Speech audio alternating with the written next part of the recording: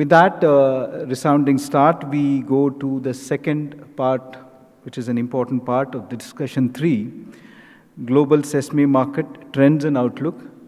Just as we had yesterday, we would call upon each speaker for about 5 to 7 minutes. They can give a brief introduction about the consumption trends in their market. Then we would have the last 15-20 minutes for discussions with them by the moderator of the session, Mr. J. Chandrana of Double Agree. So we will go to the first speaker. The speaker is from Mitsui & Company. He is Mr. Taichi Abe, PIC Sesame. And since yesterday, he has been talking to quite a lot of people, but he is going to address us on Japan sesame market trends. Ladies and gentlemen, put your hands together in welcoming Mr. Taichi Abe-san. Thank you so much. Hello, everyone.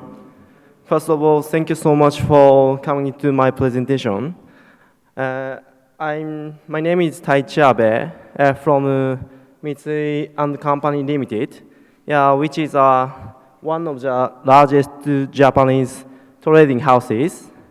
And in Mitsui, I'm in charge of sesame trading business, mainly for Japanese sesame-related customers. So today, let me explain about the Japan sesame market trend. This is 2021 Japanese import statistics. The import volume in 2021 was 151,000 metric tons. The import volume in 2020 was 205,000 metric tons, which is a record high quantity in Japanese history. And as a reaction to high volume in 2020, quantity in 2021 has decreased largely. Why Japan bought more sesame seeds than usual in 2020? This is because of the lower price than usual and the anxiety about the stable supply caused by COVID-19. 2022 Japanese import statistic until June. Import volume in the first half until June of 2022 was 95,000 metric tons, which is 29,000 metric tons higher than last year. The import is progressing at a high speed compared with last year. However, the noticeable thing here is that Japanese edible players have skipped the purchase from Central and South America sesame seed, like Paraguay and Guatemala, because of high price. And next is about 2020 Japanese import forecast. Please note, this is just Mitsui's forecast. So I think the expected import volume in 2020 would be 180,000 metric tons, which is the average quantity of the last 5 years. Also Japanese sesame players are a little bit negative to buy sesame seed, because the depreciation of Japanese yen and the relatively higher price than as usual. But there are some demand in Japan, so they have to buy constantly sesame seed. As for crushing, when Japanese crusher buy sesame seed mainly from Africa, any 5, Nigeria, Burkina Faso, Mozambique, Tanzania, and Uganda, with a seller's option is very common. So most sellers prefer to supply from Nigeria, because of lower than price than other origins.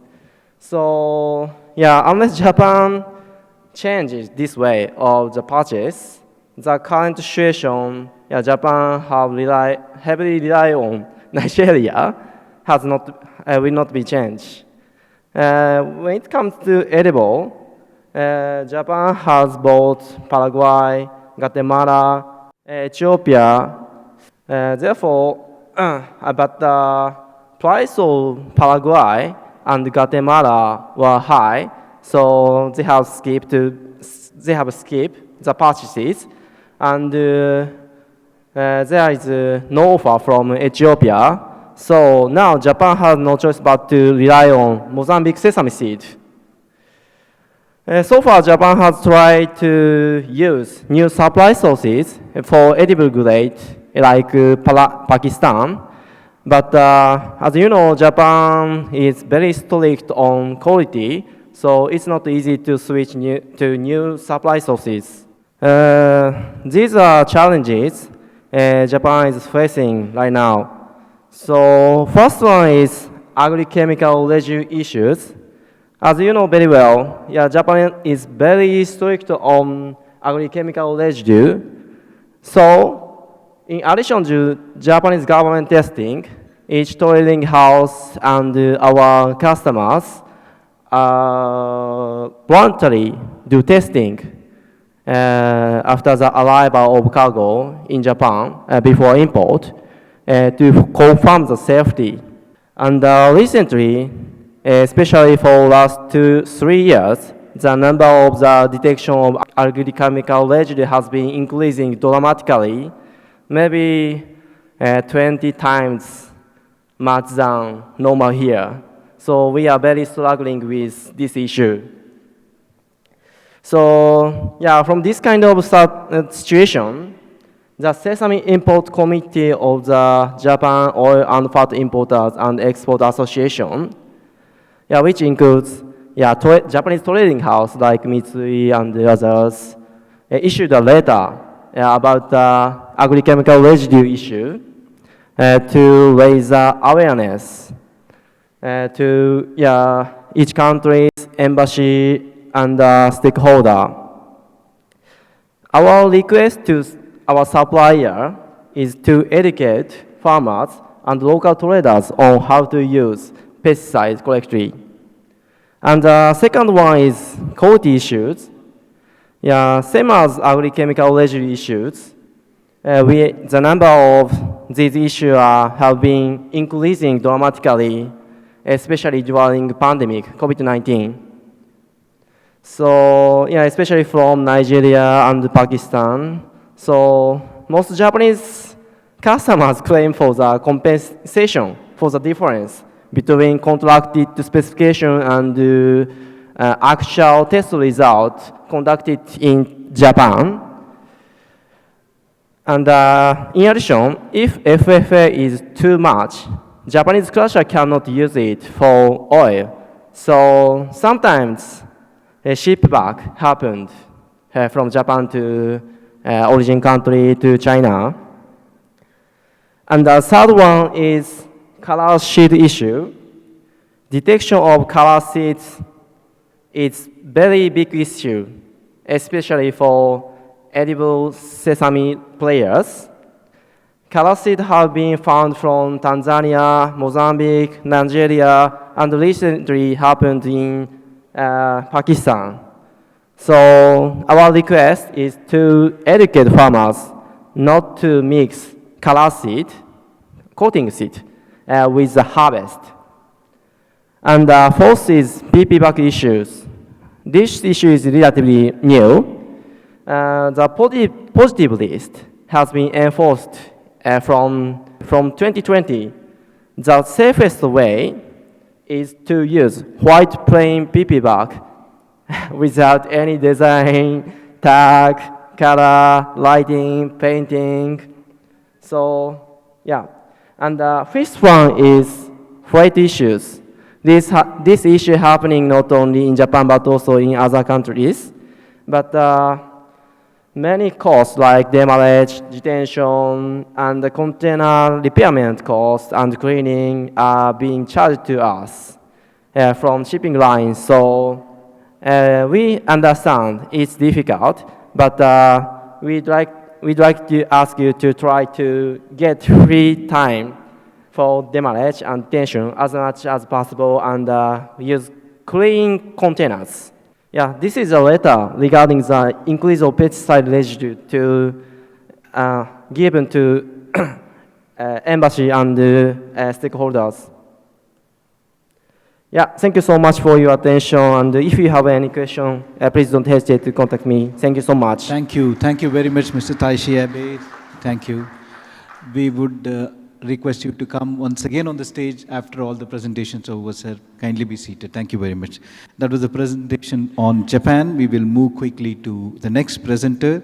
May I invite Ms. Elif Narin from Rasagra to talk about what's happening in Turkey.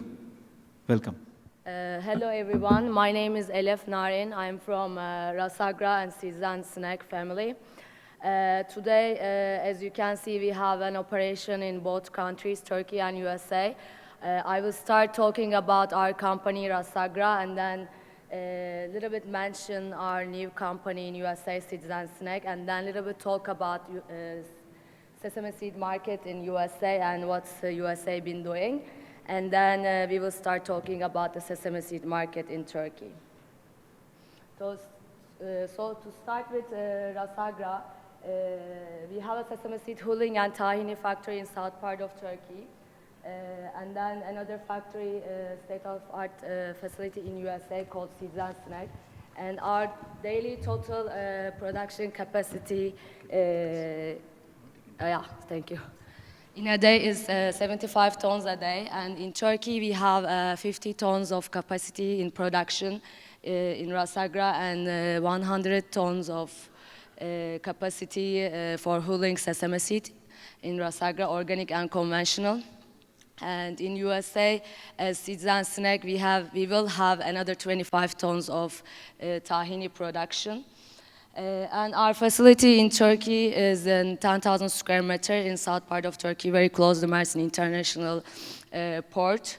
And our tahini production facility in USA is 20,000 square meter in Oklahoma City.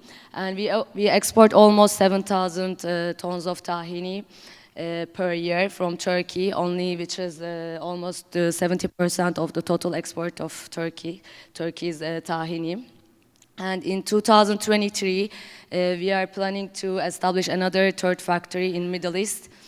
And this is our factory and the company in USA in Oklahoma City. So if we look at the sesame seed market in USA, as some of you all already mentioned that hummus is getting really big in USA. So maybe tahini is not that well known in USA, but hummus is. And maybe sesame seed is not known well superfood, but hummus and tahini related products are already known and both under superfood sections. As some of you might already know, USA has been seeding sesame seed in Texas and Oklahoma City. And this year it has been seeded 25,000 hectares. Comparing to last year, it is less than 50%.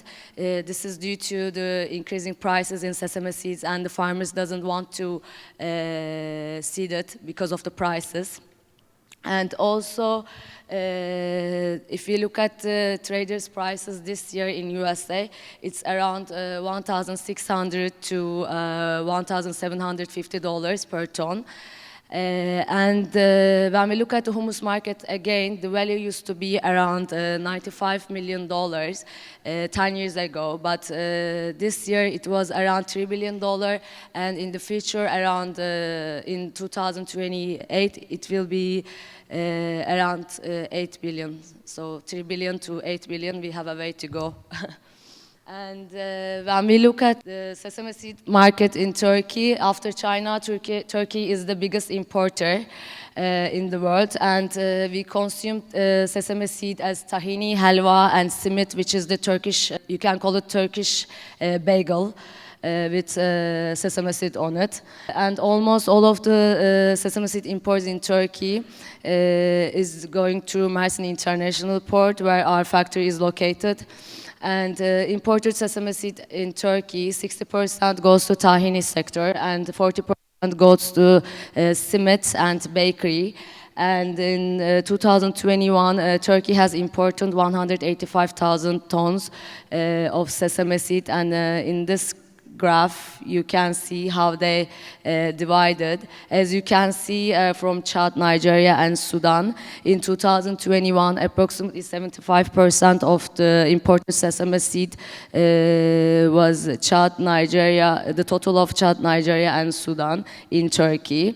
We have imported 71,000, almost 72,000 tons of Chad sesame seed to Turkey, and 38,000 tons of Nigeria, and almost 31,000 tons of Sudan sesame seed to Turkey. And from last year to this year, there was 35,000 tons of carry-on. Prices, as we all know by now, prices has increased lately dramatically to lack of stock and end of stock, because it has finished before than everybody expected. If we look at the other problems in Turkey, and most of them, unfortunately, all around the world, we are all struggling for it. We all have, in Turkey, we have logistic problems that started during pandemic, and unfortunately it still continues. And the energy crisis started with the effect of Russian and Ukrainian war.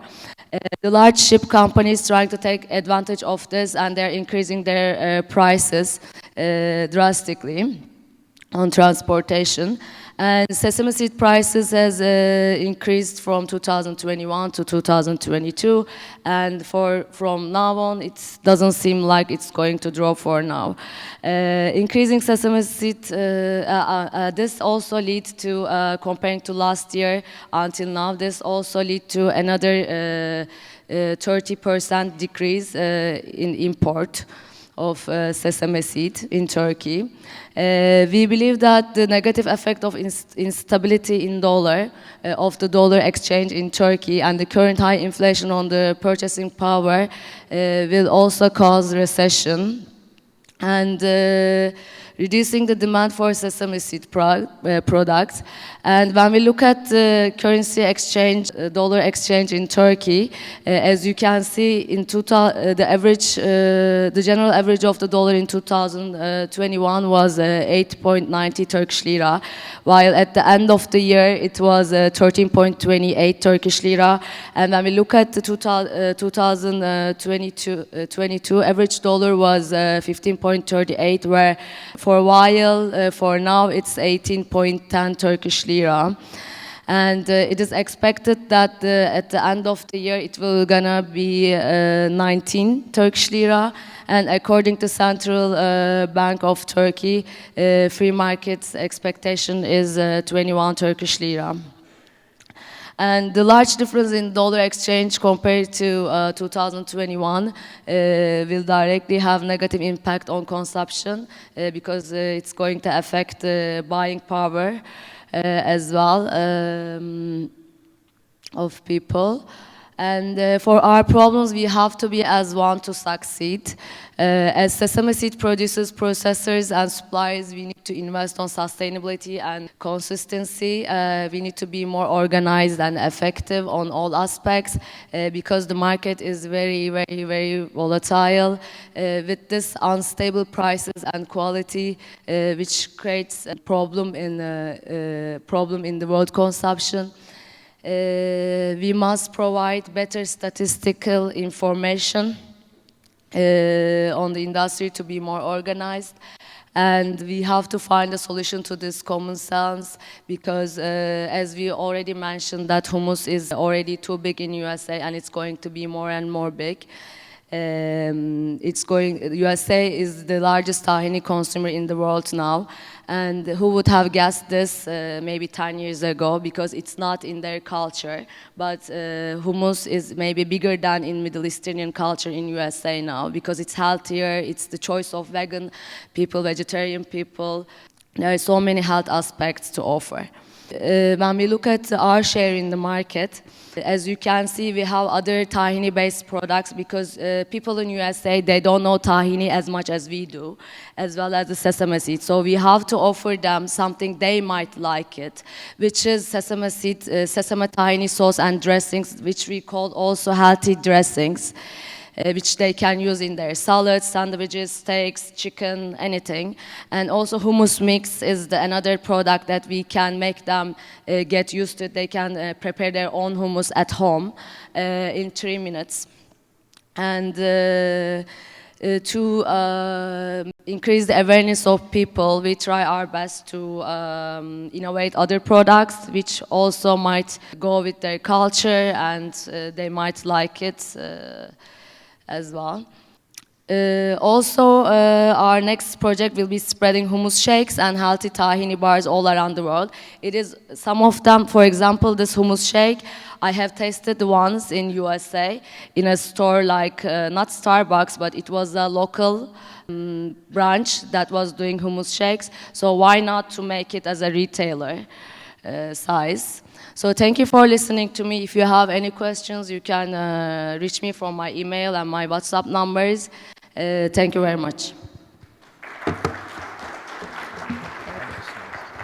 Thank you very much, Miss, beg your pardon, Miss Elif Naren from Rasagra.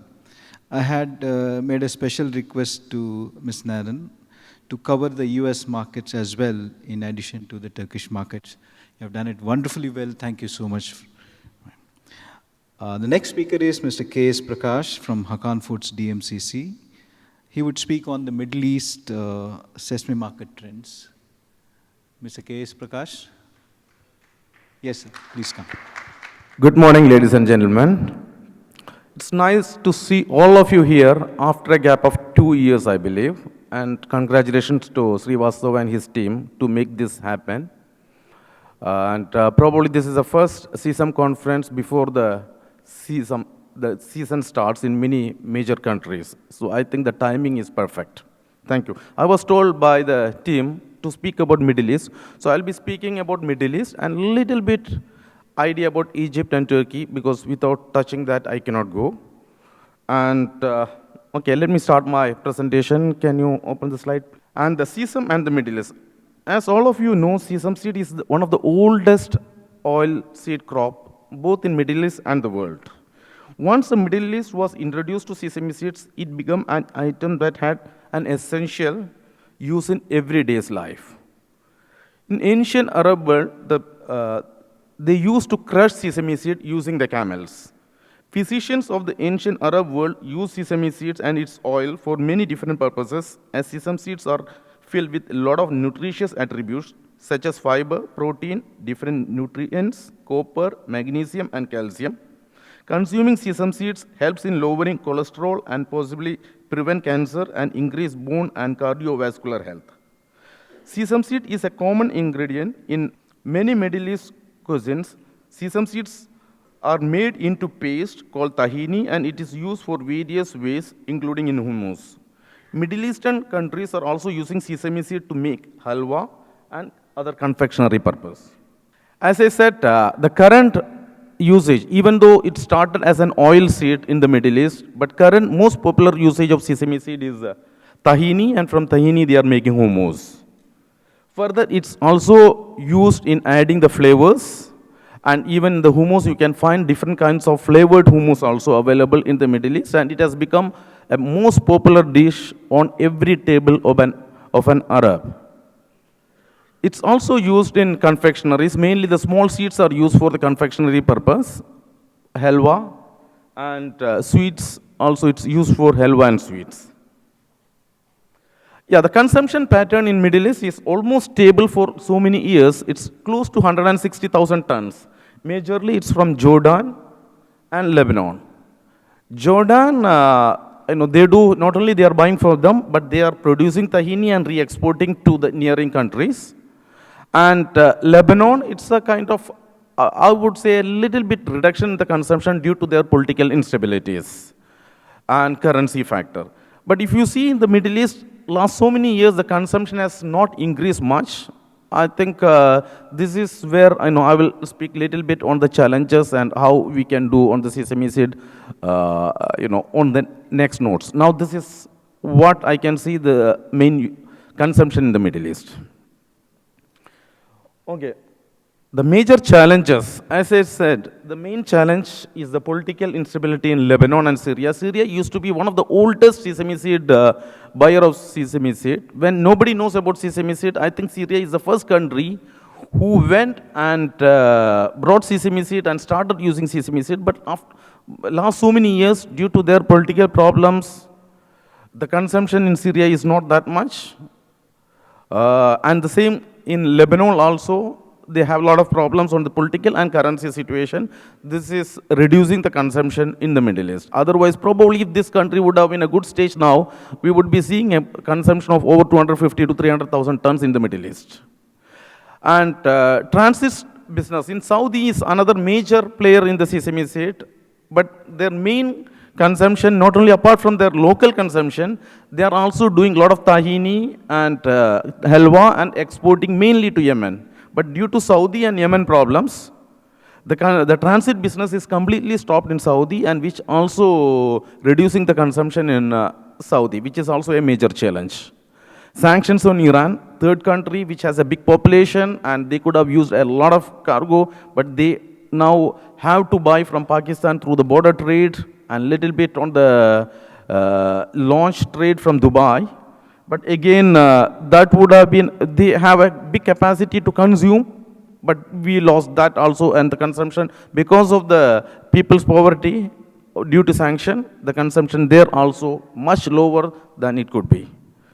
And high freight rates. As you can see that the freight rates into Middle East in general is much higher than the many other countries like China.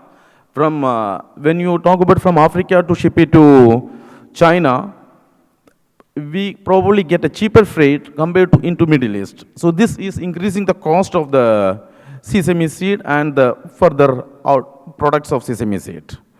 And current stock levels, if you are talking about current stock level in the Middle East, it is actually marginally low.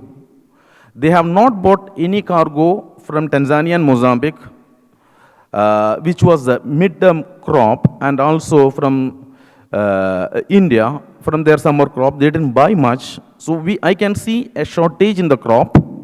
So probably when the winter approach, normally in Middle East, summer season, the consumption is going down, and in winter season, it's going up. So I would say when the winter approach, they will have to come and buy the goods, which can probably increase the prices in the origins. Okay, this is just a quick overlook about Egypt. I think my friend Gaswan is going to talk in detail about Egypt, but this is just a small outlook about Egypt, which is the local crop is about 35 to 40,000 tons, and also they are importing 50,000 tons officially. But unofficially, through the border trade, we don't know what is the quantity. It's debatable, but a lot of goods are going from Sudan by border to Egypt, and some of that cargo is getting processed or without processing as Egyptian origin, it's getting exported to other countries also. And the last one is what I said about the transit business. Transit business, Egypt, in my previous, if you somebody remember in the previous speech, I told that Egypt can be a good hub for sesame seed, for storing it, processing it, and exporting to different countries, especially US, Europe. The freight compared to India, Egypt is cheap. The freight from Egypt to Europe and USA is cheap. And also Sudan being their next country, they are sharing the border. Sudan is having a lot of problem in their ports. It can be a good gateway for Egypt. Similarly to Israel also, since Sudan has a problem with Israel, Egypt can be developed. But what I can see, this we discussed about 6 months before, but things are very slow over there. One of the main reason is still Sudan transit trade into Egypt has a lot of formalities, a lot of problems, a lot of hitches, red tapeism, everything is happening there. But if Egyptian government is giving more importance to this, they can make Egypt as one of the hub for both halt and natural sesame seed to US, Europe, and Israel. where a lot of business probably now Turkey has taken a lot of business which Egypt can take it. About Turkey, my previous speaker has spoken about, in detail about Turkey, but I'm just telling you my knowledge about Turkey. They are importing about 200,000 tons. They used to import about 120,000 tons few years before, but the quantity has gone up. And last year, I believe they have imported about 230,000 tons also, which was one of the highest figure. The main usage, as she said, is tahini, halwa, and confectionery. Turkey is always, they are ready to accept the new things. As you see in 90s, they used to import most of their sesame seed, they used to import from India, especially the Gujarat quality.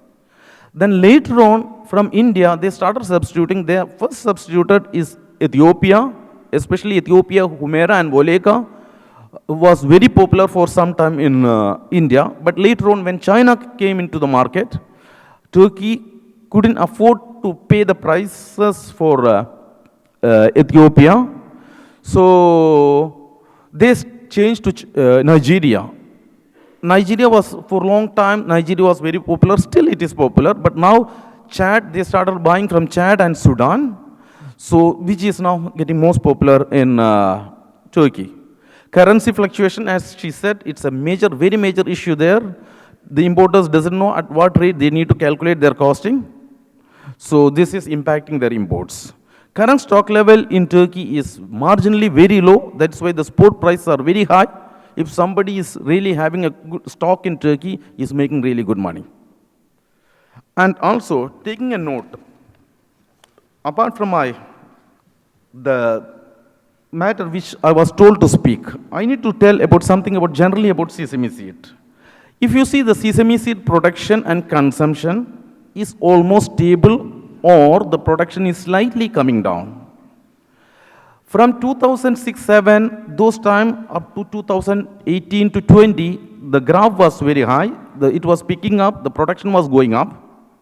But later on, the production is almost stable or reduced. The main reason is that the farmers are not, though they were getting much higher than previously, still they are not happy with the income they are getting from sesame seed. If the prices are going up, the farmers will be happy, but the consumption will come down. So this is a hitch, you cannot increase the prices, then it is used to be a common man's food or poor man's food. It's no more a common man's food. It's going to a certain class.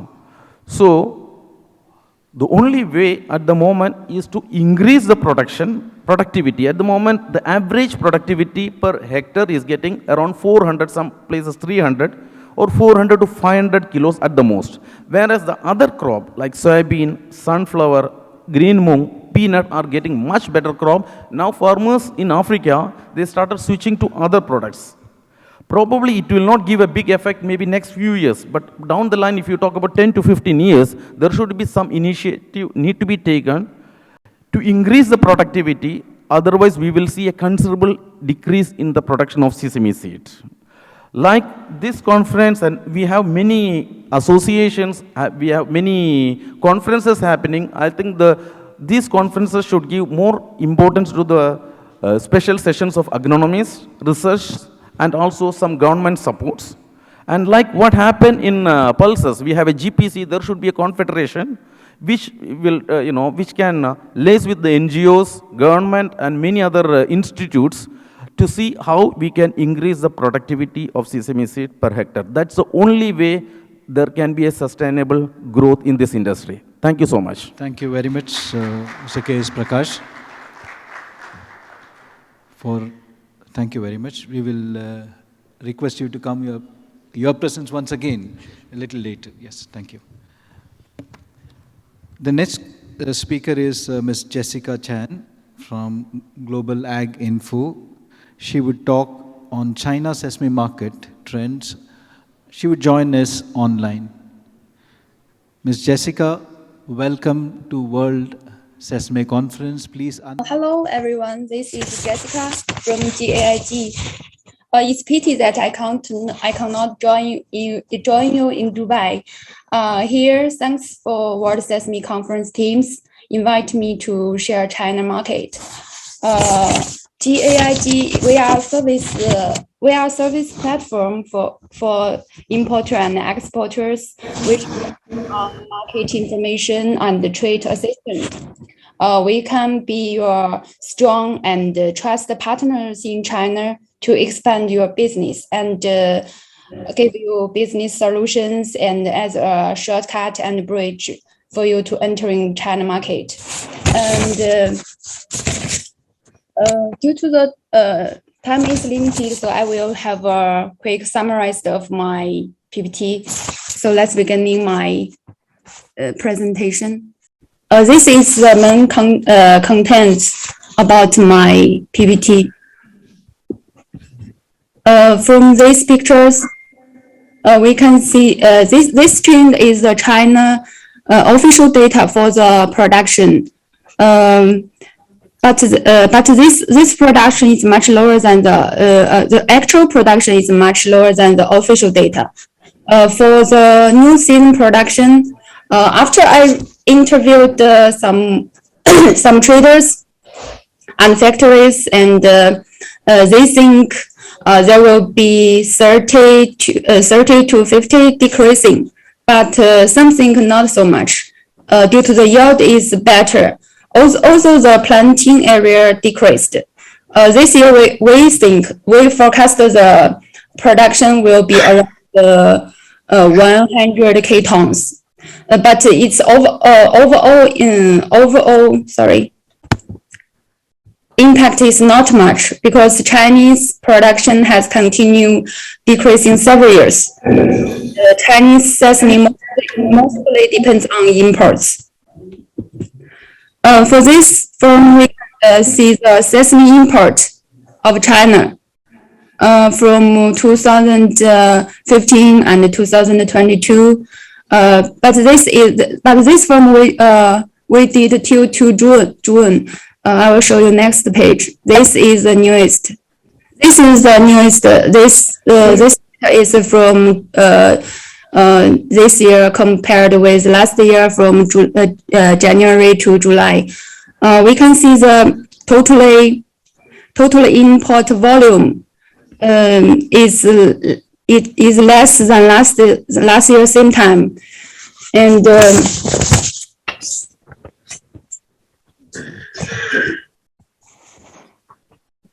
compared with these two pages about the import volume from each originals, we can see till July the import volume is less about 50K tons than last year same time.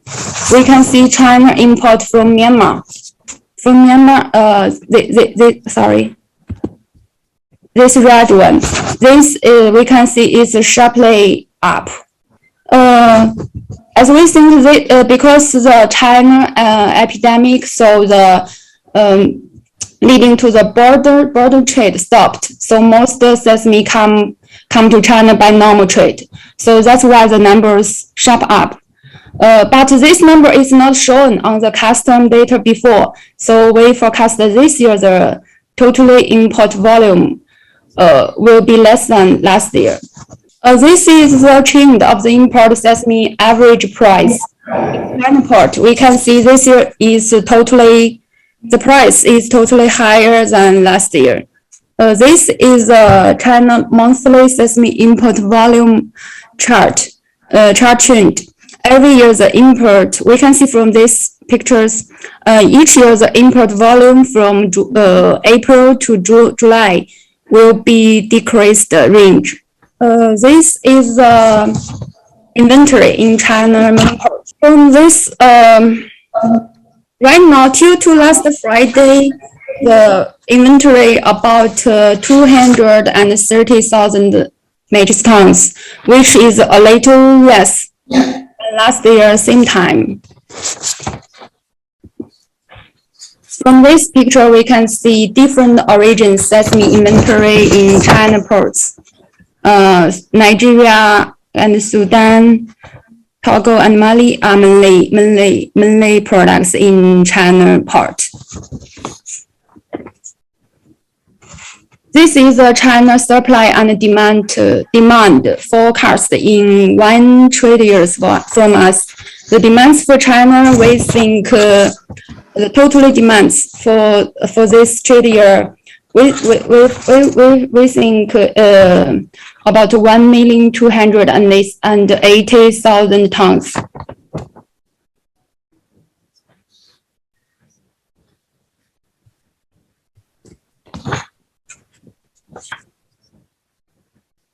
This form is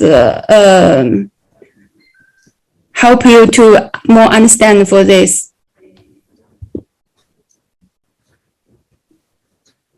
We can see from this form the Pakistan already be a new player in the market.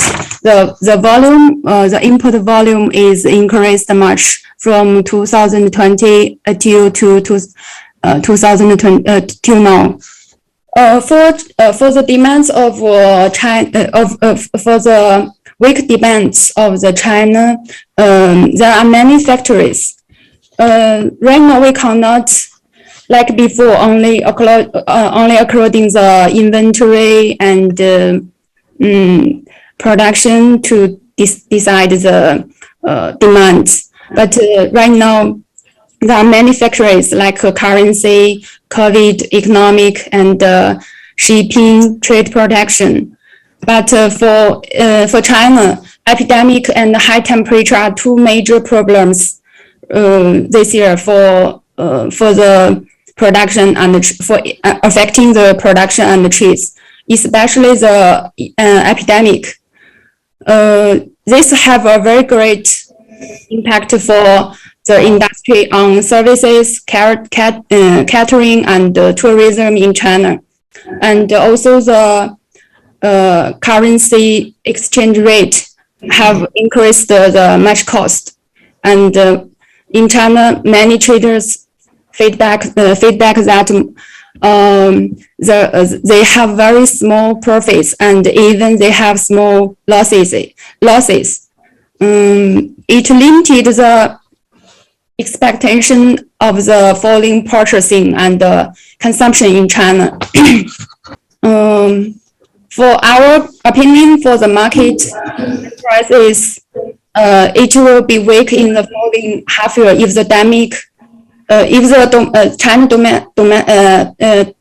if the China epidemic still repeated. And we had interviewed several big sesame buyers and factories, and they have some voices for our suppliers. They wish our suppliers can form a refined quality system and build your own good brands for long-term business. China people are more and more focusing on good quality cargoes. Many good suppliers have formed their own brands, which are well accepted by Chinese market, even price. For the Pakistan, we can see it already be a uprising star in China market, in sesame market from 2020 until now. And it already, in last year, already the China, Japanese, Korea, and Turkey totally import the Pakistan sesame reached about 100K tons. It is it's all because China is zero duty from Pakistan. Here, thanks for the efforts of the Mr. Rakesh from Kanwa Trading Company had done to make the zero duty from Pakistan to China. And this is about our company. GAIG is a service platform for importer and exporters. These are our service member levels. If you are interested, you can send me email and WhatsApp. Can ask some questions from the for the members and the Chinese market. Thank you. Thank you very much. Big round of applause for Ms. Jessica Chan. Ms. Jessica, please stay with us. We have two more presentations to go. After that, we have a question answer session. So please stay online with us and join us for the Q&A. We will now move to understand what's happening in Israel. To talk about Israel, may I invite Mr. Yaniv Tal. He is the CFO of G Valley Foods International, and he would present on Israel sesame market trends. Welcome, sir.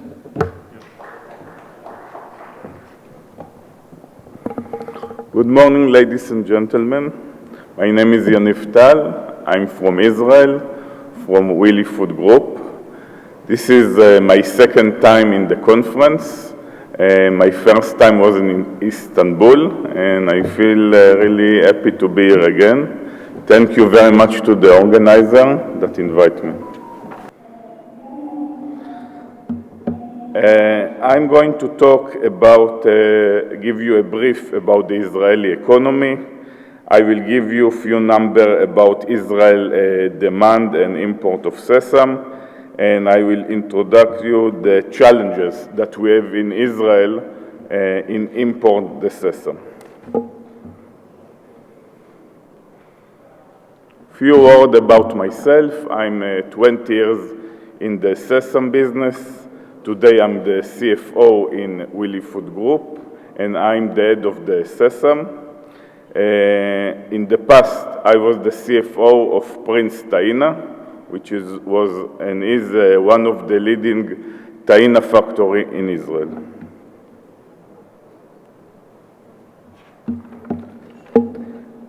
I'm from Willy Food Group. Willy Food is the leading sesame trader in Israel. We import more than 20,000 tons per year, and we have over 25 years leading the Israeli food import to Israel.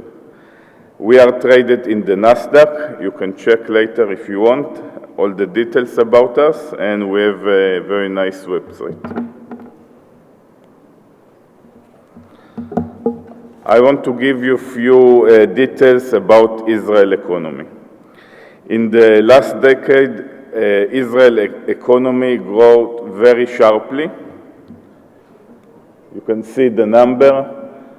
In 10 years, from 262 GDP to 482, a growth of 84%. Also, product per capita, 43%. Today is more than $43,000. I think it's one of the top 10 in the world. When we look at the average growth of Israel, we see it's more than the OECD and more than a European country. It's 3.5% average, 2014 to 2018. Israel economy is very stable. You can see very low rate of inflation. This year it will be a little bit more, 5%. You can also see very low unemployment, which means our economy is very stable. Again, you can see a number that shows stability, very low budget deficit, and other numbers that show you the stability. Now I want to talk a little bit about the sesame. Israel is number 5 in the world in import sesame. This number are from the past. Now it's around 80,000 ton sesame per year. Israel's sesame import is grow every year. Last year it was 1,760,000 ton. My estimation that we will end this year with 78,000 ton, and next year it will be 80,000 ton.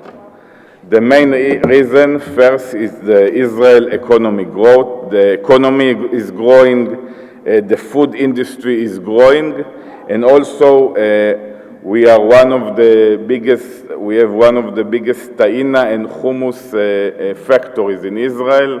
And the demand is growing, and the factories in Israel for Taina and hummus is growing with them, and you can see the number.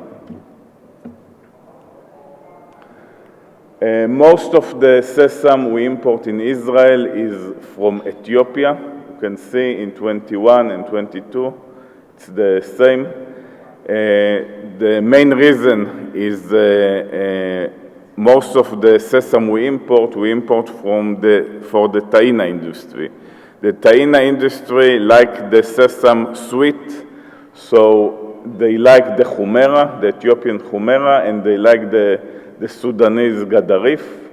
We also import from India, but it's not for taina. The Indian sesame we are using for bakeries. Other countries that we import in Africa, we have Chad, Egypt, Uganda. I think maybe next year we will import more. This year we have a challenge of high freight rate. From South America, the main country is Brazil. This year it was really challenging to import from Brazil because of the freight, but I believe that next year it will be much more. And of course India, but from India we import only for the bakery. We have a lot of challenging, as an importer, I have a lot of logistic challenges when I import the sesame. The main challenge this year was freight rate. For example, freight rate from Djibouti to Israel. A few years ago, I paid only $80 per ton. This year, I pay $120, $130, which means 33% higher than last year. In other, from South America or other African, the rate was 200% more or 300% more, and it was really difficult to import from all the world this year.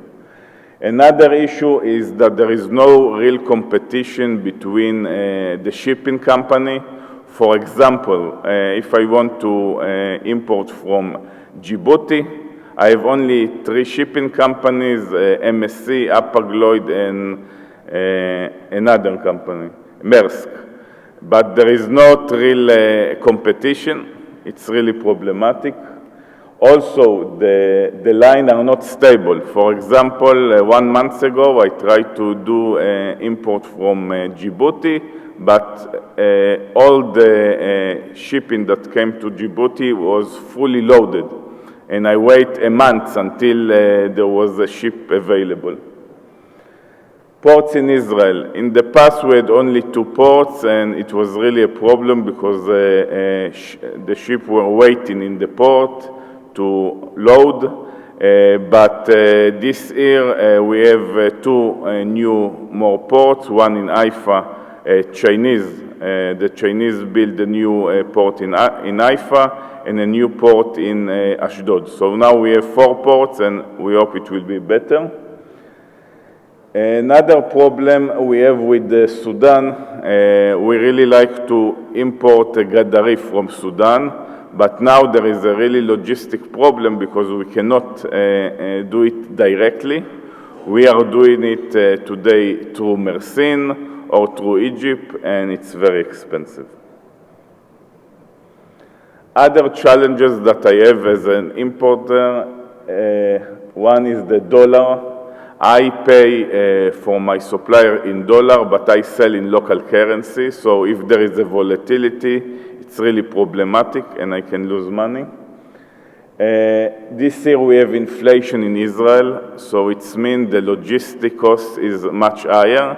It means the total price of the sesame will be higher, and it's problematic. We have a political issue with Sudan. We hope in the future there will be an agreement, a peace agreement with Sudan, and we can buy directly and ship directly. I think there is a great potential because the Taina company really like the gadarif, and today, because of there is no direct shipment, it's very expensive. I really hope that next year, if there will be a peace treaty, the Gadarif will be one of our main imports to Israel.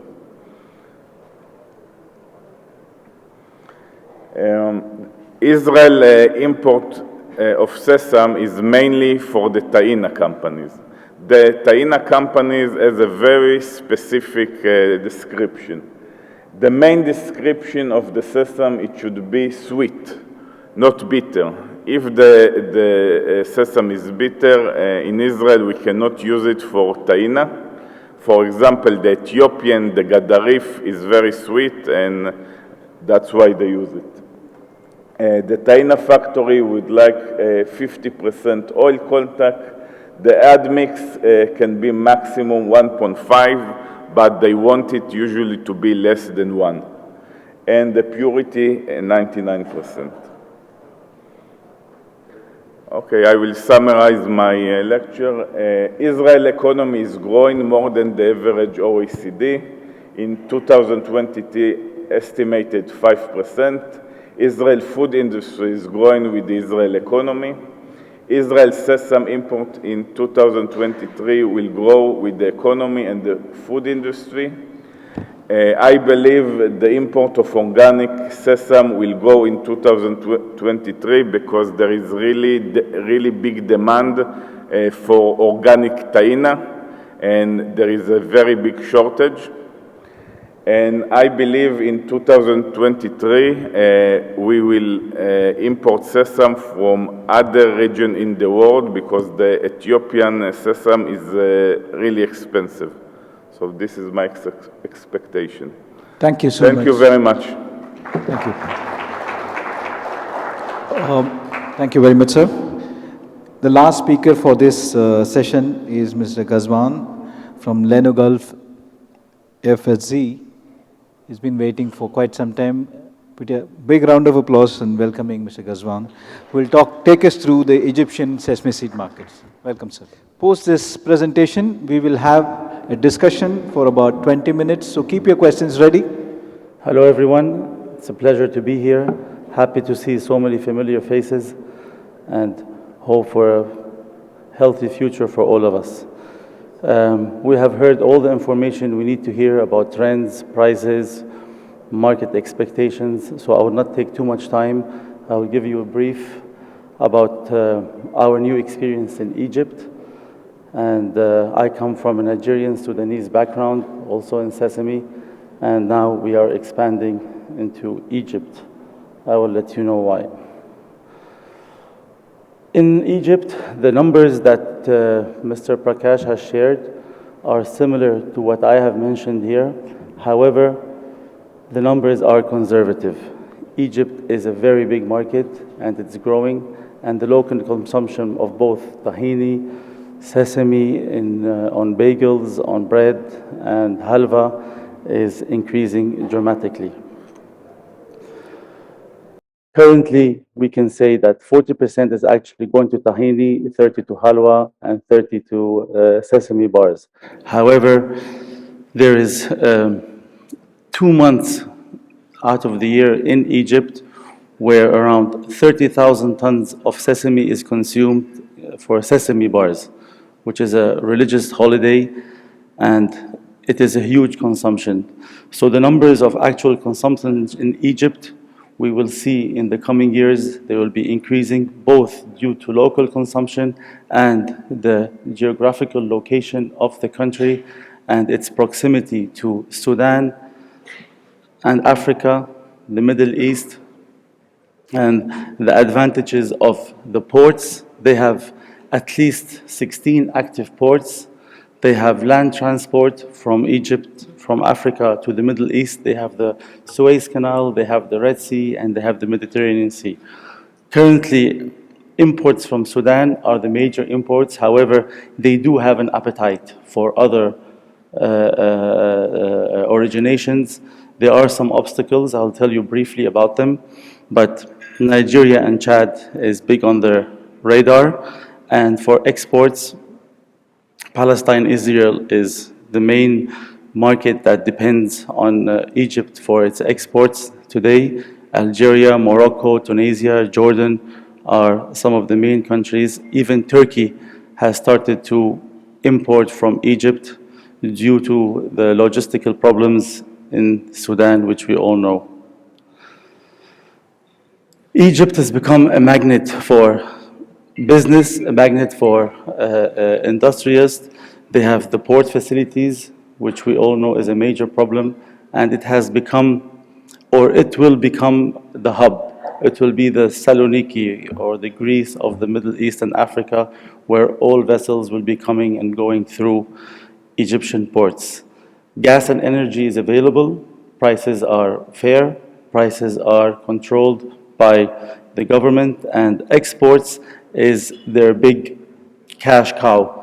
So anybody who wants to come into Egypt with an export project will get assistance, will get the land, will get the banks, will get the company opened up, fairly straightforward, and fairly not fairly, but with great encouragement. Labor is available and affordable. Banking is available. However, there are some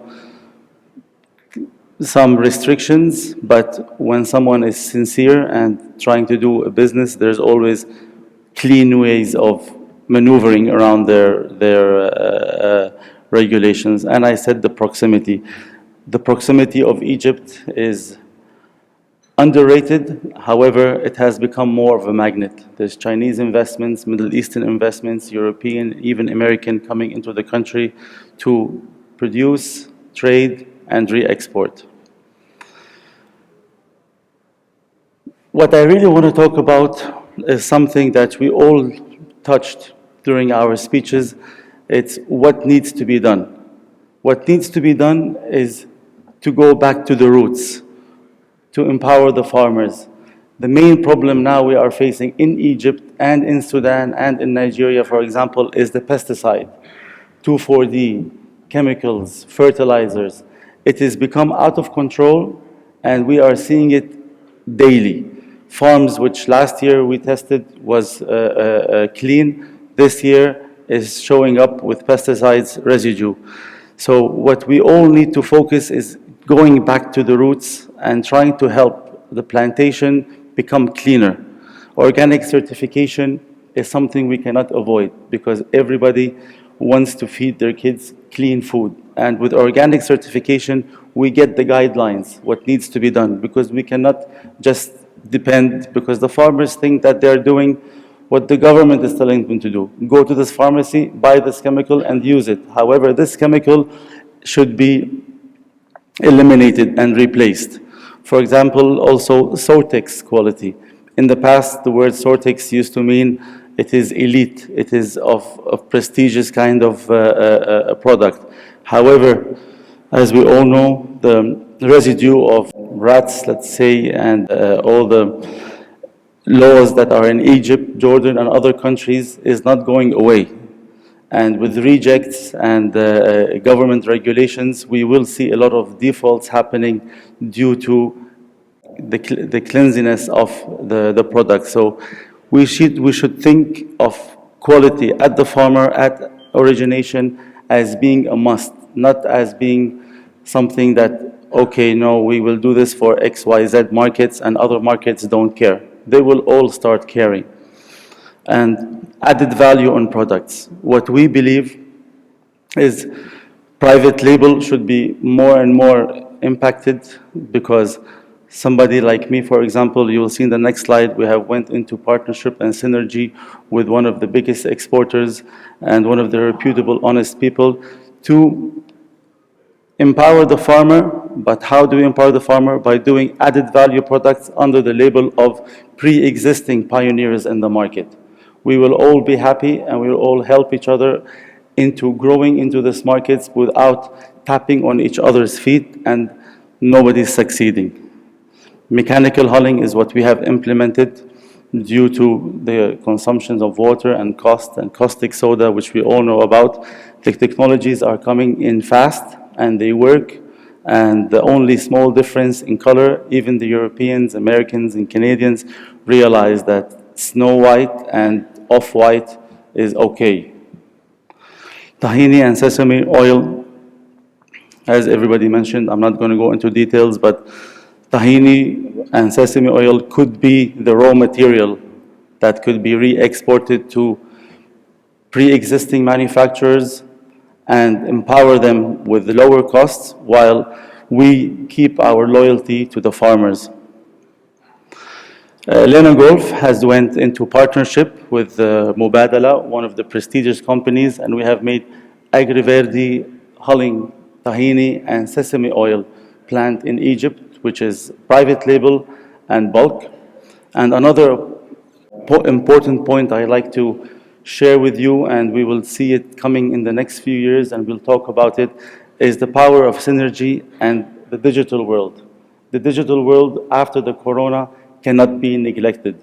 We see so much demographic change in the travel and in the ease of going into countries and visiting countries due to pandemics, wars, political situations. So trading platforms, which is by invitation only with good people like yourselves and good people at origination, can do the business together as we all do in the analog world, but in the digital world. So to conclude, I believe in synergy. I believe in going back to the roots. I believe in clean plantation and the power of all together. Thank you very much, and hope to see you all many times Thank you. again. Thank you very much, sir. Please stay on the stage. May I request you to kindly put the chairs on the stage. It's now time to call all the speakers on the stage and have the discussion started. We are running very much behind schedule, and I hope we will have a crisp, short discussion on key issues. May I now invite Mr. Moderator of the session, Mr. J. Chandrana Dawalagri, and also all the speakers who have spoken so far, who are present here as well as online, starting with Mr. Taishi Abe from Mitsui and Company, Ms.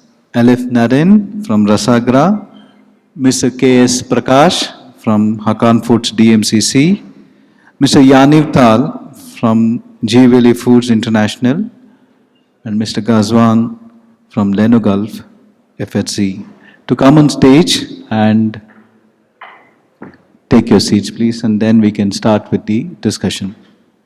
May I request all the speakers to please come on stage. And as they come on stage, requesting all the ladies and gentlemen present here to welcome them with a big round of applause. So we have everyone there on the stage. I also welcome Ms. Jessica Chan to join us online for this discussion session. With this, over to the moderator of the session, Mr. J. Chandran. Good morning, everyone. Thank you first for WSC to give me this opportunity. The presentations, I believe, all of them are very informative. I have a few questions. I'll start one by one. For Japan, normally what we have seen in the past year's data, Japan normally buys more in the second half. The imports into Japan are more in the second half. But this time around, you have estimated that second half imports will be lower than the first half. Any particular reason for this? The imports into Japan in the second half of the year, July to December, is normally more. But this time in your presentation, you said that the second half imports is estimated to be lower. Any particular reason for this? I think there are some reasons. One reason is, as I said at the presentation, the Japanese edible maker are a little bit negative, and they are very slow to buy sesame seed because of depreciation of Japanese yen.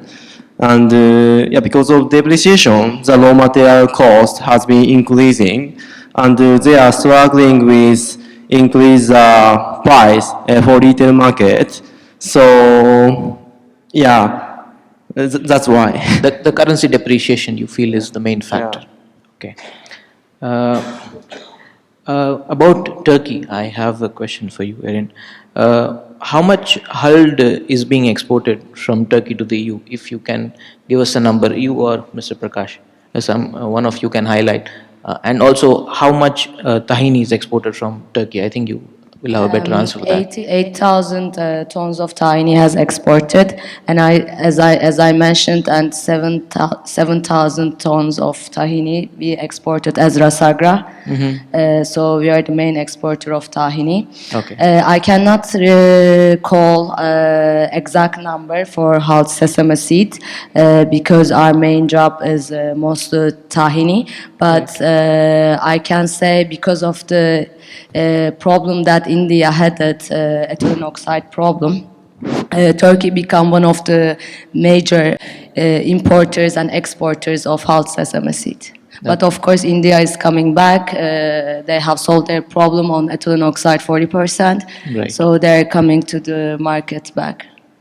Freight again is an advantage that Turkey has when exporting to the EU. It has, as everybody, everywhere in the world, freight is a big problem, the logistic rates.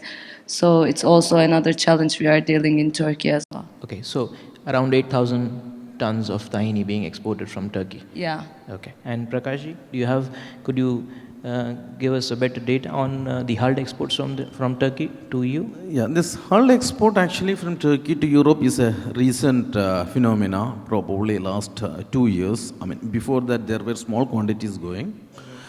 I believe, there's no specific data available at the moment because most of the cargo goes via road because Turkey has the advantage of sending the truck to Bulgaria and other Eastern Europe countries. They keep the goods there and serving further into Europe.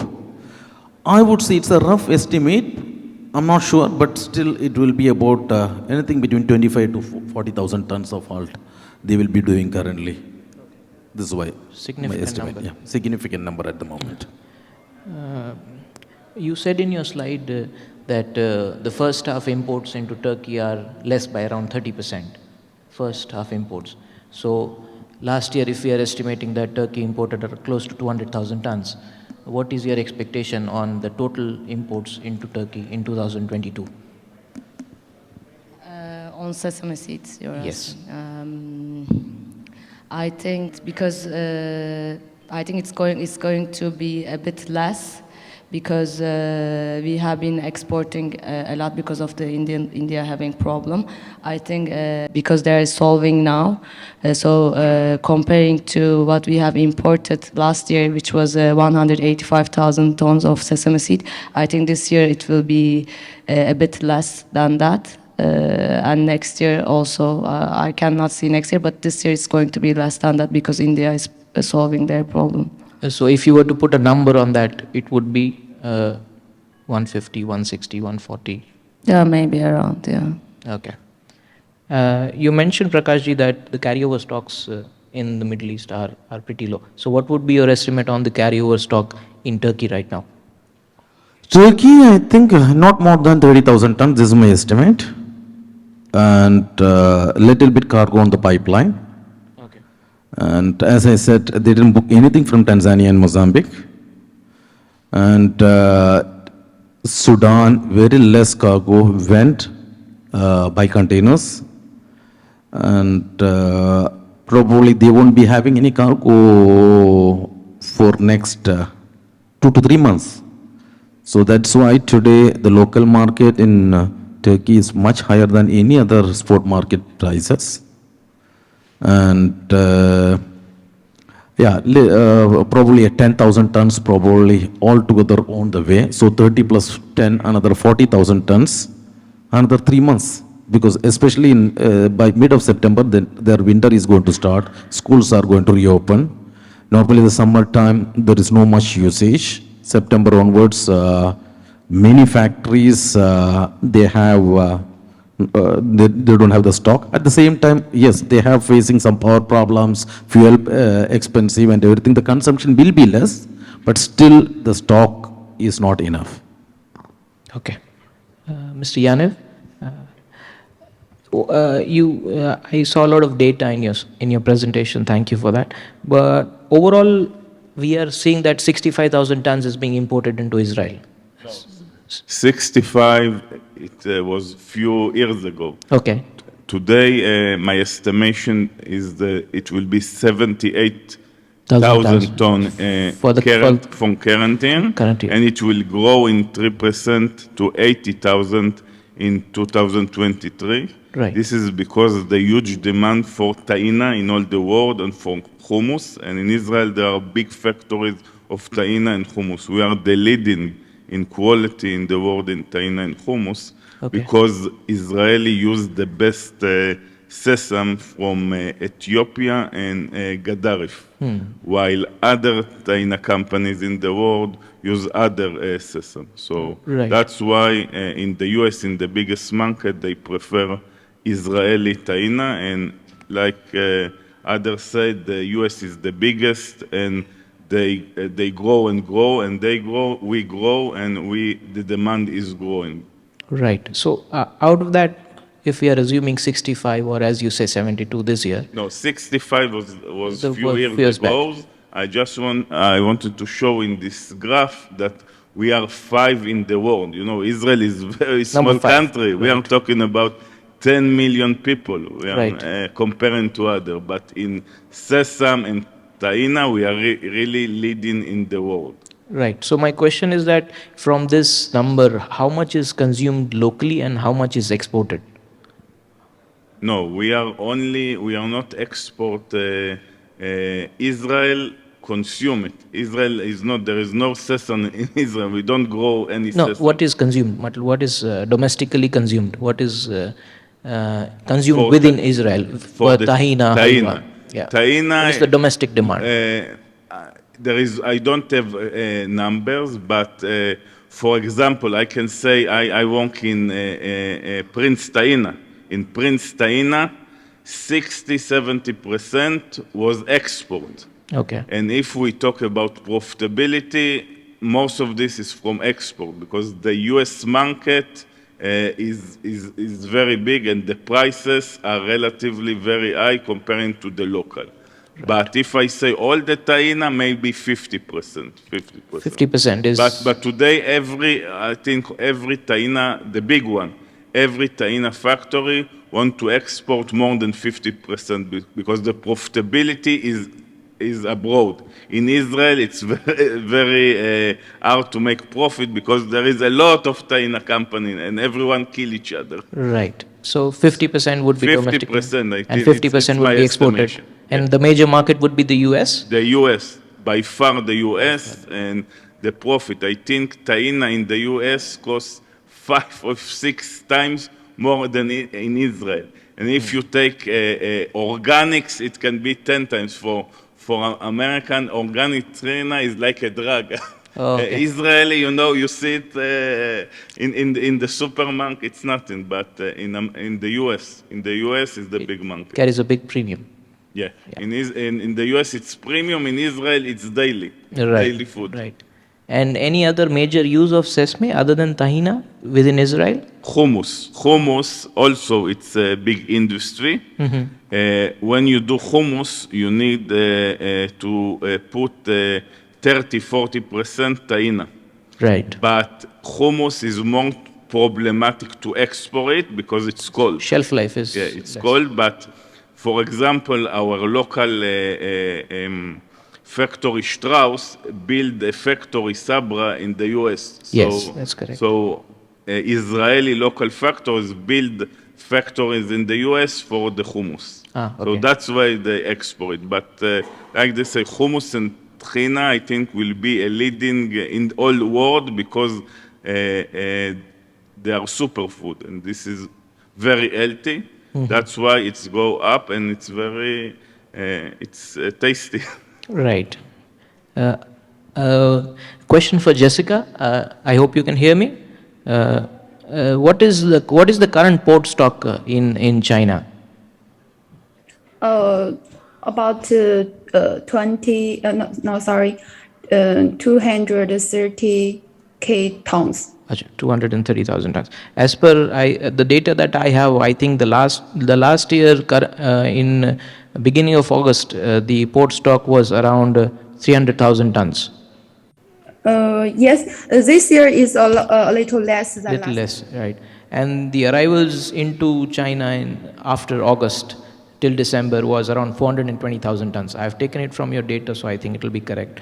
And we ended with a port stock of around 180,000 tons, December end. I wanted to ask you, what is your estimate with regards to the arrivals from here on till December, and what do you think at what number we will have the closing stock in December? In December, you want to know my forecast for of the arrival quantity of the Africa sesame, yeah?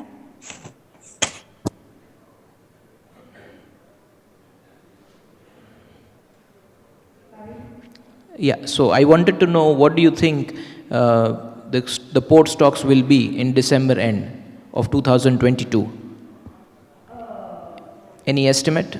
Any number that you can? I think will be around 200k tons, because the autumn festival will be coming before in China, before the festival will be pack purchasing time, but this year a little weak than before. But also there will be have some consumption of the stock. Okay, so you think port stocks would be around 200,000 tons? Yeah, yeah. Okay, and overall, as per your slides, we saw that you are seeing that the consumption is good in China, and also the imports in the first half of the year are lower into China comparing to last year.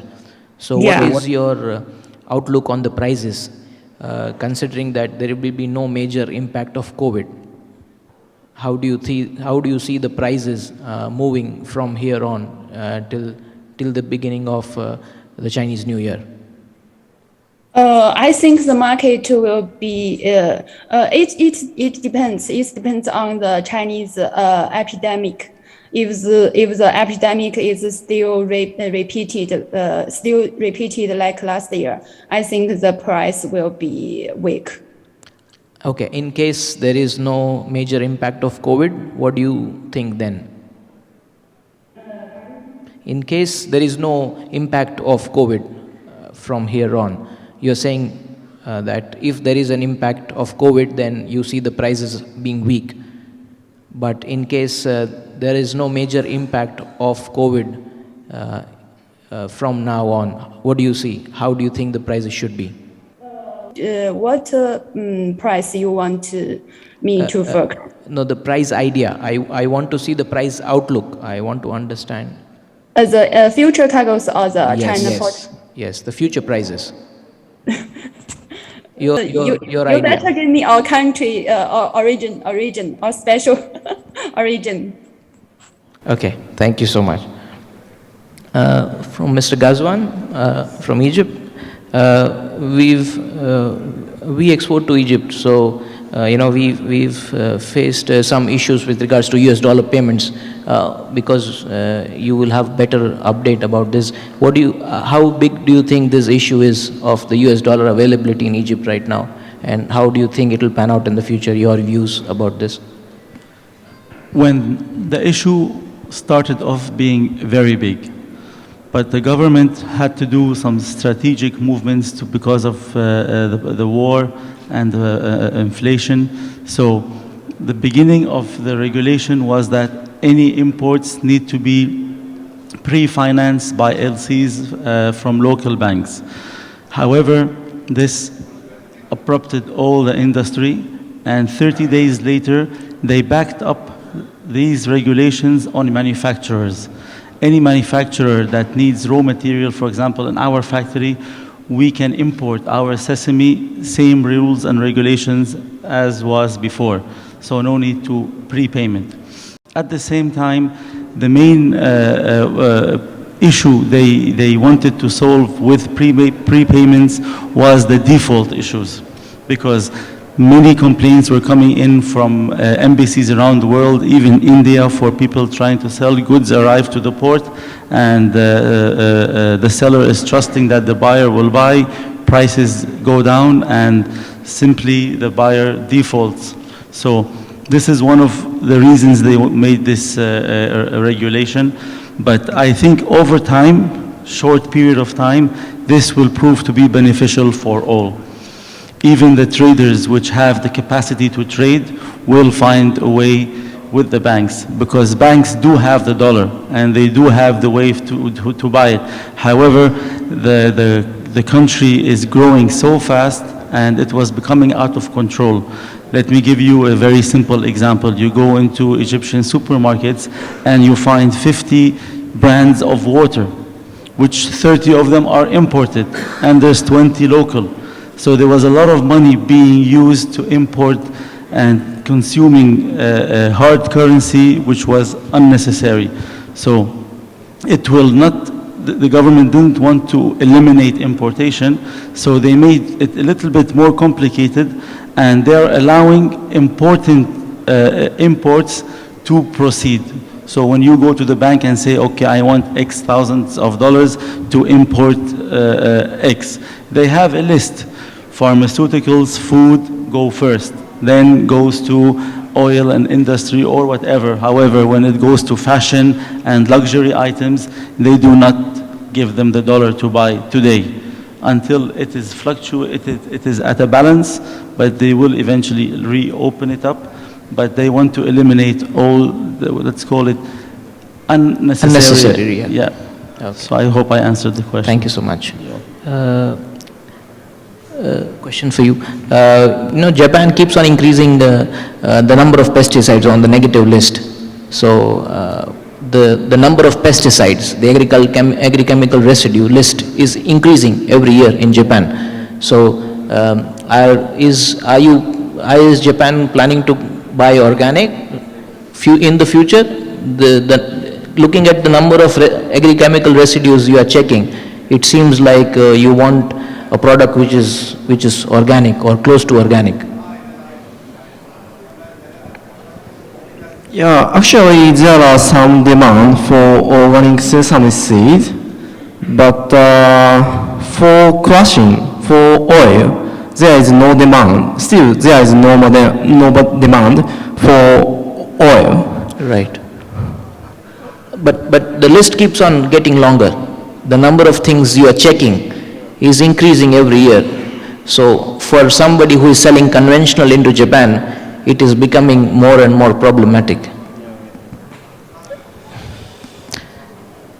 And also, I would like to know what would be the total quantity of black sesame seeds which are imported into Japan out of the 180,000 tons which are imported? Around 10,000 Around 10,000 tons. Yeah, mainly from Myanmar, Paraguay, Mexico. Myanmar and? Myanmar, Paraguay, Mexico. Okay, thank you so much. And Mr. Ghazwan, what are the hulling methods which are being followed, like dry or wet, for the newer factories which are coming up in Egypt? Is water a big issue in Egypt? What we try to do from our experience, and our colleagues around the world have helped us a lot with the added value of what we need to do. The issue of water is not a big issue. However, it is also becoming added cost and also becoming a source of contamination of salmonella and E. coli and whatnot. And at the same time, mechanical hulling is advancing. So what we have done a combo of aqua and dry hulling, which will allow the sesame to soften without caustic soda and without the use of chemical. And then we use the mechanical, which will allow it to be hulled and the product to be out at 8, 9, 10%, and then simply dried, heat treated, and then packed in a way. The major driver between water and dry is the type of sesame. For example, when you use Gadarif, you don't need as much water. There are some technical issues which we have solved, but due to India's vast reputation in hulled sesame and the consumption of red sesame seed, which has different characteristics and size. So the hulled red sesame or the hulled big seed is more attractive to EU markets and whatnot. But to hull the red sesame without the use of chemical is the major challenge, which we have solved with dry mechanical. Lot of before and after, but we call it dry mechanical. Okay. Or wet mechanical, Wet sorry. mechanical, okay. Yeah. Okay. Thank you. Ms. Elif, what do you think would be the total market size or the total world consumption of tahini right now? Could you put a number to that? Where? Worldwide. So, like we say, the world trade of sesame is 2 million tons. What do you think tahini would be? I mean, it is expected that in 2028 it's going to be $8 billion in USA. So if you think USA is going to be 8 billion, you can imagine how would it be in the world, because Middle Eastern cultures use it a lot already, and USA is going to be the second player who consumes a lot as hummus. And then Australia and New Zealand, they also have big hummus manufacturers, which we also supply a lot to both countries, are major countries that we supply tahini for hummus manufacturers. So you can imagine how big it's going to be. Right, right. Thank you so much. Any questions from the audience? Mr. Yaniv, if I may just ask you to repeat, what kind of premiums you said organic sesame is getting in the US? Today, usually we use organic from Ethiopia, and I also used to buy from Uganda. This year, the shipping was so expensive, so I couldn't buy from Uganda. Also, I think in the last 5 years ago, I didn't buy, but other bought from India. And because there is now India are not export the organic, now there is a big problem in Israel in organic. Every day, customers call me saying we want to purchase organic and we cannot. So this is a real challenge for me as an import to find organic, and I came here to find organic. But the problem is my customer cannot pay as much as the seller wants, because eventually they need to sell the organic sesame in a price, and if they pay too much for the organic, they will lose money, and it's a business. So we need to find new resources for the organic. The main issue now, India is not in the game, and freight is so expensive, so I cannot buy it from Uganda, for example. But again, if you have to put a percentage, is it a 10%, 20% premium to a conventional? I think in the end, today, my estimation 20%, but for example, I know in Europe, and for example, when I was in Prince Taina, there were customers like Kroger that want only organic. So I think the trend is that in the end, in the US and the Europe, they will want only organic, because this is a superfood, they want it organic. So in the end, I think it will be for sure 50% organic. The question is, will it be sesame to make this organic? This is the question. It's very encouraging the way you put it but then this is a challenge for Japan, because if they continue to make pesticide residue list so strict, and whereas the US and Europe is ready to pay a premium of 20%, then Abe-san, this question is to you. How would Japan sustain these kind of imports? Because the oil industry is a very big industry in Japan, and they need 180,000 tons, even if there is some edible demand which comes and goes. But then how will Japan sustain to buy without paying the premium of what the other markets are paying, or ready to pay, if I may say so?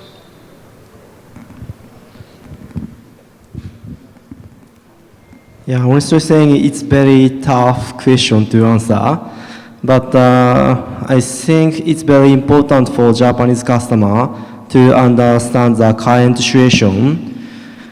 Actually, yeah, we are facing many difficulties, and how can I say, it's getting more difficult to secure raw material stability.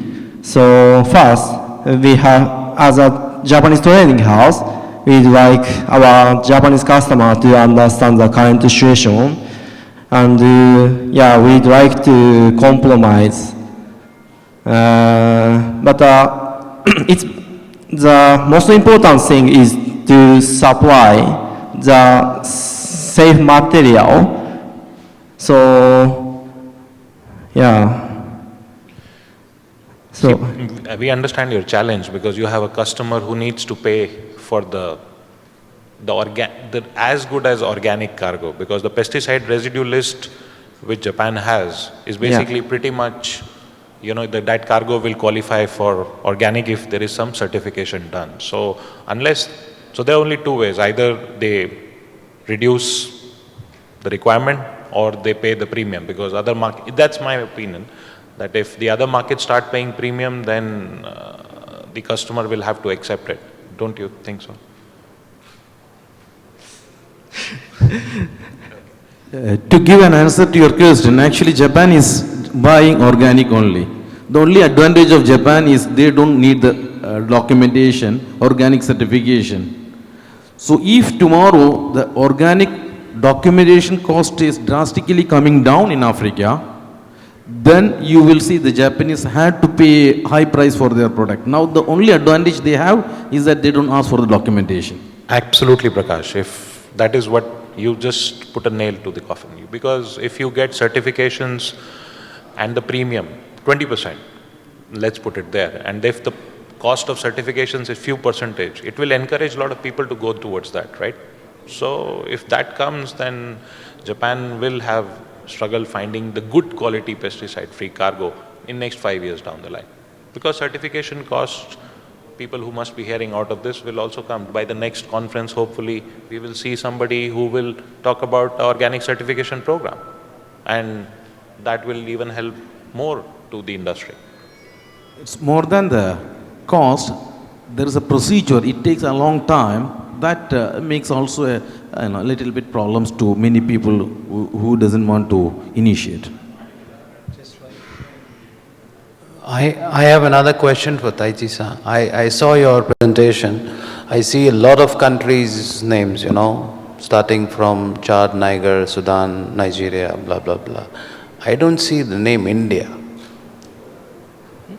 I didn't see the name India. India. I mean, when do you expect to have India in that list?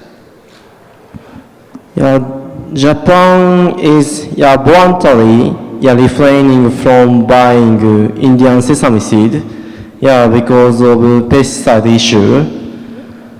But pesticide issue is happening not only from India but also from other country, and India is one of the biggest sesame producing countries.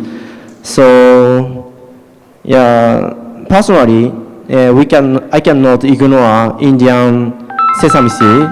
So we'd like to seek the possibility from of purchasing from India. Hello. Yes, my question is to Turkish line. As Turkey is the second largest importers of sesame, we noticed that most of the use of sesame is going to tahini. Tahini, as we know that it needs the sweetest sesame. In spite of that, we noticed their list of country import, they're using lowest FFA, the highest FFA sizes of sesame in spite of using tahini. So what is the,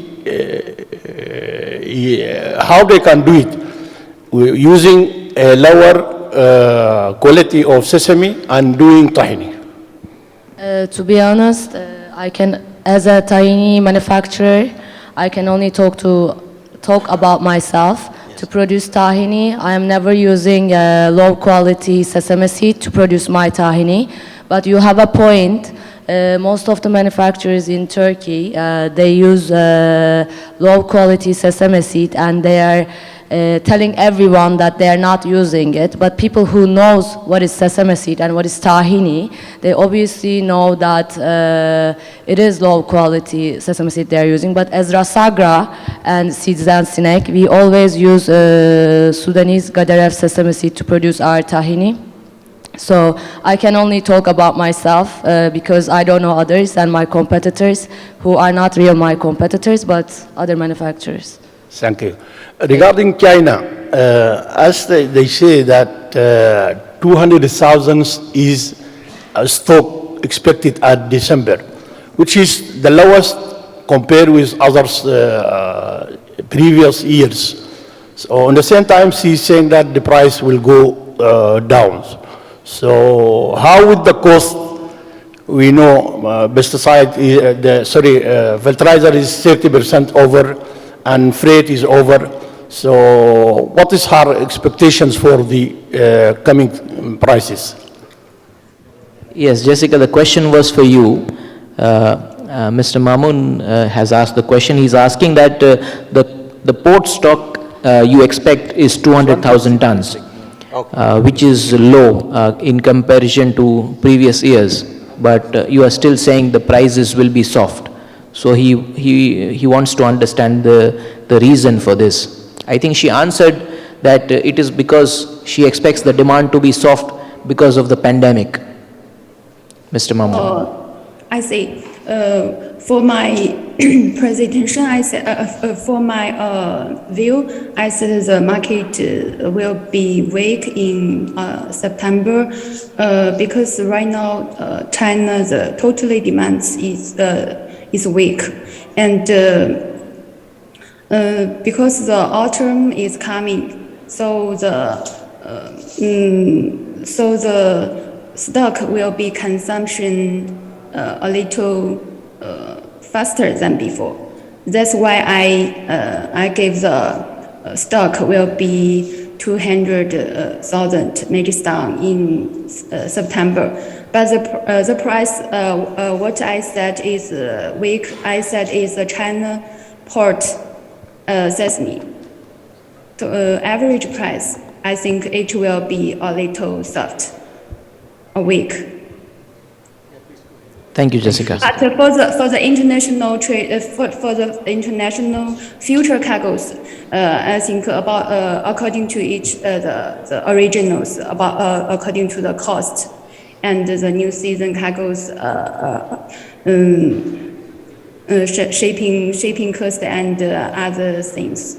That is it's hard for me to say about the price soft or strong. But what I mean is the China port import sesame. Okay, thank you, Jessica. Any other questions? Hello.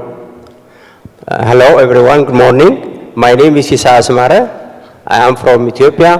I represent Ethiopian Oilseed Spices Exporters Association. My question is to Ms. Jessica from China, and also my question goes to everyone participating in this. My worry is about the sesame sustainability of doing business in sesame seed. Sesame investment on sesame and the return on investment on sesame is these days is going apparent, because productivity per hectare in sesame seed is not more than 0.5 metric ton per hectare, whereas the cost of investment, the pesticide control, the input and the labor cost is going high, whereas price earning per ton is still stagnant or going down. This is now, it makes the investment or the business in the sector, especially the supply side, is not sustainable. Before, China and India was the biggest producer and supplier of sesame seed to the world. Then the Chinese and the Indian investors replaced their land to another productive crops. Next comes Myanmar and Ethiopia. Now Myanmar and Ethiopia are now going down their production supply grade to downside. New emerging markets like Nigeria, Chad, and these are coming. So this also will go down. So unless there is something which improves productivity of sesame seed, or the price per metric ton is increased from the supply side, the sustainability of the business will not continue like this. Consumption is there, as Mr. From Israel said, the sesame is superfood. This is superfood, I hope, is increasing its popularity, but the supply side is still worries us. After all, this is my note, and now I take this opportunity to invite you all to get into our prestigious conference going to be in November 15 and 16 in Addis Ababa, Sheraton Hotel. So I invite you all to come and get the insight of Ethiopian and African origin sesame production and supply situation. Thank you to give me this chance.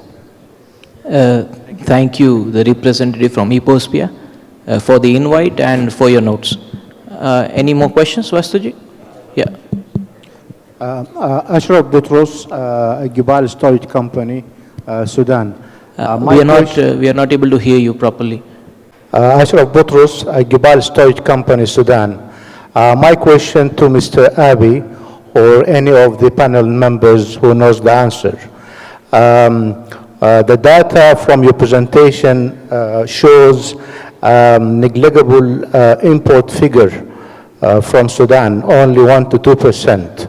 While I know for a fact that tens of thousands of metric ton, especially red sesame seeds for crushing, used to be exported from Sudan to Japan.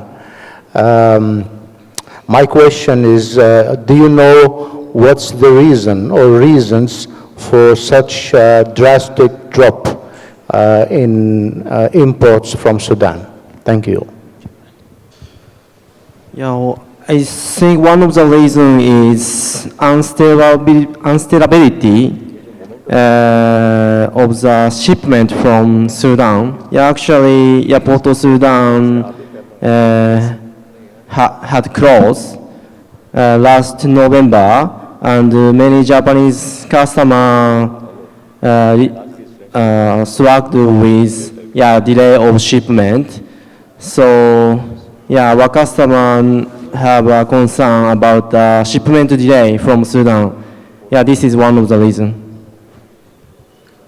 Ashraf, adding to that point, actually one of the reasons why Sudan import into Japan has come down is long time they were under sanction, so they were not able to buy from Sudan. Now they started buying from Sudan, especially red few shipments happen to Japan also. But one of the main reasons they get higher oil in mixed sesame seed from Nigeria, Burkina, Tanzania. Though they say 52, they get above 52%. Sudan rent is about 52%. So there is about 2 to 3%. If the prices of Sudanese red is about 2 to 4 or 2 to 5% less, they will prefer to buy Sudanese red as of today in Japan because of this oil factor. So on a closing note, I will echo the views of Prakashji and the member from Epospia that for long-term sustainable production of sesame seeds to increase, because as we have seen from presentations today and also from Sanjeev Bhai's presentation that demand is not a big factor. So many anomalies came and went, but the demand for sesame seeds has been consistent. So we need sustainable production, and for that we need the productivity to increase. So I would urge all the stakeholders of the trade to work in the respective origins for that. One more question from the lady. Yes, miss. Okay, thank you. Apologize, I would like to speak in French. My colleague will translate. Ok, merci beaucoup. Je suis Kouka Zungrana de Lutheran World Relief, Burkina Faso. Nous appuyons les producteurs de sésame et les exportateurs, les acteurs de la filière sésame au Burkina Faso, de façon générale. Et aujourd'hui, je vois que les gens sont surtout en train de parler d'augmentation de la production de sésame. Ce que je ne vois pas apparaître dans les conversations, surtout les acheteurs, c'est comment appuyer les coopératives à la base pour accroître cette production de sésame. Nous savons que nos coopératives ont des besoins immenses, notamment en termes d'accès aux intrants, d'accès au financement, de formation. Et c'est uniquement à travers leur appui que nous aurons une augmentation de la production dans un partenariat gagnant-gagnant. Et dans le cadre de notre projet financé par USDA, nous avons pu donc amener certains acheteurs de sésame à financer les coopératives à travers la dotation d'intrants, d'équipements, à travers des accords qui permettent au bout de la chaîne d'avoir des rendements importants et de permettre aussi de satisfaire la demande des exportateurs. Donc, ma question s'adresse à tous les exportateurs, aux panélistes. Quelle est la réflexion que vous posez par rapport à accompagner les organisations de producteurs à accroître la production et la productivité des exploitations agricoles dans un partenariat gagnant-gagnant? Merci. Thank you very much. I'll try and be brief and summarize her question and comment. This is my colleague from Burkina Faso. She's the country director for Lutheran World Relief, and I think yesterday you had a presentation on our program, which is funded and supported by the United States government for the United States government's agricultural department. And her question is, given the preoccupation and the importance on improving quality and productivity in the sesame sector. We've heard a lot about that today with this panel and over the last couple days.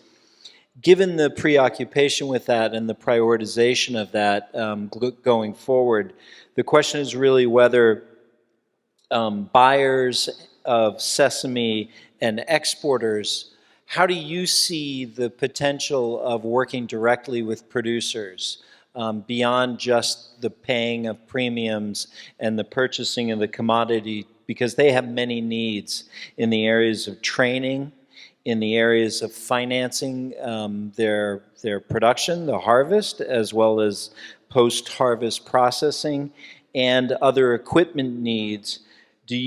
What do you think about that, and what would be the possibility for making a greater commitment to sustainability, particularly sustainability at the producer and cooperative level in some of these origins? Thank you. I think a lot is being done in certain African origins with regards to greater collaboration between the exporters and the processors, and connecting them to farmers and farmer-producer organizations. But I think there can be some more steps and some closer integration, and it will definitely help the trade. I think multinationals like ETG and Olam can take this forward, and they can lead the way. I'm sure. I think one of the presentations of Sanjeev Bhai from Olam that I heard, Olam is taking a lot of initiatives in this regard. So they can lead the way, I think. If any of the other panel members have something to say on this. Actually, it's okay. It's Olam, ETG, it's like by company, probably they will be able to do something. But on the top, every country should have a very strong association, like India had. I mean, Ethiopia is coming up. So every origin country should have a very strong association which has all the members. And you should be, because many times what happened, investors want to come into a country and do the investment, but they don't know to whom, with whom they can do the partnership. So there should be an information, and if association, for example, Burkina, if you are talking about, in Burkina, if you have a good association, they have all the members, and the association knows who is good and who is not performing well, so that if any investor comes, they can come to this association and get the reference. If you have such a system, probably in every country, the investment, sustainability, everything can be improved a lot. On that note, I would like to highlight, in India we have got IOPPC, the Indian Oilseeds and Produce Export Promotion Council, which is nominated by the government to look after oilseeds export. We are taking a lot of steps to improve productivity and educate our farmers with regards to pesticide residue levels. So such activities can be taken at the national level by bodies which will have the central role in promoting sesame seed production and export. Thank you. Thank you very much. Ladies and gentlemen, we have exceeded the time beyond, but it was so interesting, as I can see from the crowd. A big round of applause to this entire panel. An excellent subject and well articulated. May I request Mr. J. Chandrana to kindly do us the honor of presenting the memento to all the speakers who are present here. A round of applause as our moderator gives the memento to each of our speakers, starting from Taichi Abe-san from Mitsui Company Limited. Thank you. Ms. Elif Naren from Rasagra for a wonderful presentation on Turkey as well as United States. Thank you very much. Mr. Yannick Thal for giving a wonderful insight on Israel market as a representative of Valley Foods International. Thank you, sir. Mr. K.S. Prakash from Hakan Foods DMCC on covering Middle East and also supplementing pretty much every origin with his sharp comments and insights. Thank you, Mr. K.S. Prakash. And Mr. Ghazwan from Leno Gulf, FSZ. Superb presentation, very specifically articulating on what is being done in Egypt and what more is possible. Thank you so much. And a special thanks to Jessica Chan, who has joined all the way from China, Global Ag Info. Thank you very much, Jessica, for your presence and your presentation. Thank you so much. Now may I request Tanya Aguer from Sarnikau Group to come on stage to give a memento to the moderator, and then we will have a group photograph, please. Welcome, Ms. Tanya. Kindly do us the honor of presenting the memento to the moderator of the session, Mr. J. Chandrana of Jawal Agri. Thank you so much. Ladies and gentlemen, a good group photograph with all the speaker and the moderator and also the presenter.